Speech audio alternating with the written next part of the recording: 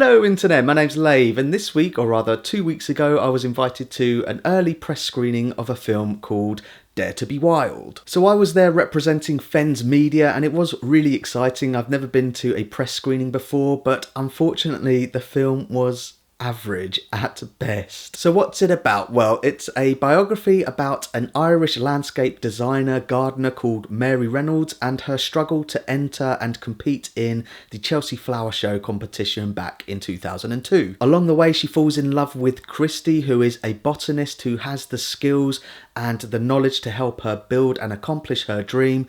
The problem is he's more interested in going to Ethiopia and working on projects over there to help rejuvenate the desert into a forest again for the local communities. So the message of this film is obviously an environmental one, and it does get that message across, and Mary Reynolds' whole philosophy, and that philosophy is that we have lost touch with the raw beauty and power of nature, even in the gardens that we have. The problem for me is that I wasn't sure what the filmmakers were trying to make, if they were trying to make a romantic drama or a romantic comedy, and as a result of that, it doesn't really succeed as either. And there's further evidence of this in the marketing of this film. So there are 2 trailers for it on YouTube. I'll put the links in the description. One is aiming for the romantic drama, and then the Japanese version is aiming for a romantic comedy. And to be honest, I was hoping that the film was going to be more like the Japanese trailer. That for me had a kind of Richard Curtis, Notting Hill, 4 Weddings and a Funeral feel to it, but it didn't really deliver for me. I quite liked Emma Greenwell's performance as Mary Reynolds. She comes across as a really likeable person,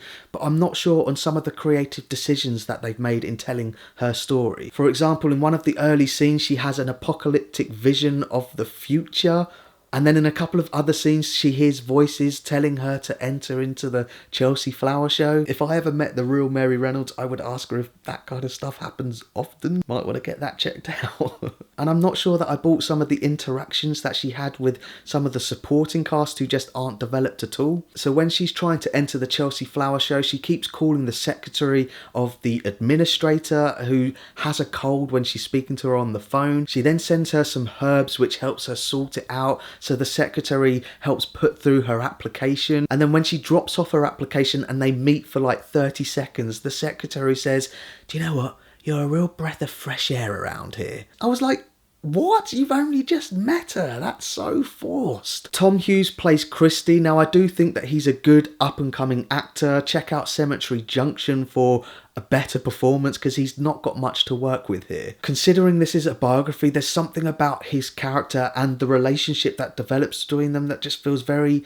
stereotypical. In fact, his arc in the film can be summed up in, "Hey, you're a really good designer and I really like your drawings, but I'm not going to help you build your garden. I'm going to Ethiopia. Actually, I will help you build a garden, and by the way, I love you." The most dramatic bit in their relationship is when she sees Christy buying a dress and she thinks it's for someone else, but it's actually for her. I was like, oh, come on. The supporting characters like her friends, and there's an American boss that she works for in her first job, all feel very stereotypical as well. And don't even get me started on the 2 stonemasons that she recruits to help build her garden. They're so caricatured, they should have been in a Disney film. As I say, this is a biography, so they might actually be that in real life, but I very much doubt it. Now, I say that because there is the worst impression of Prince Charles in this film I've ever seen. It was hilarious for all the wrong reasons. But I do think that the film has been shot really well. I think in terms of cinematography, it's quite nice to look at.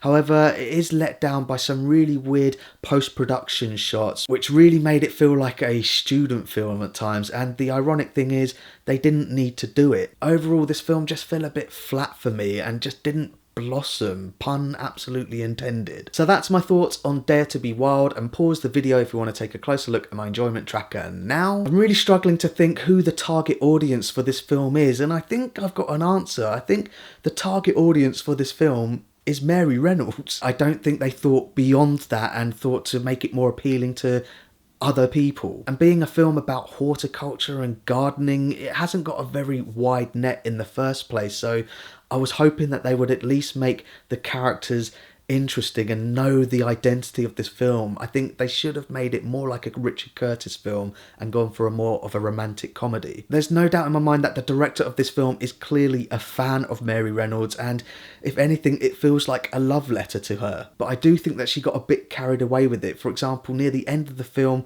a character goes up to Mary and says, I know you are going to change the world.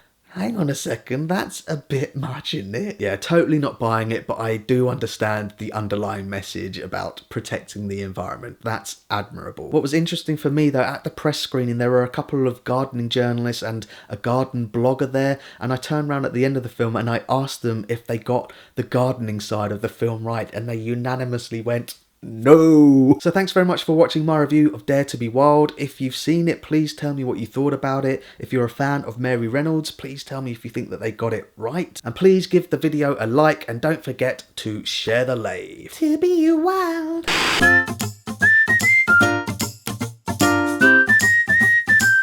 Subscribe.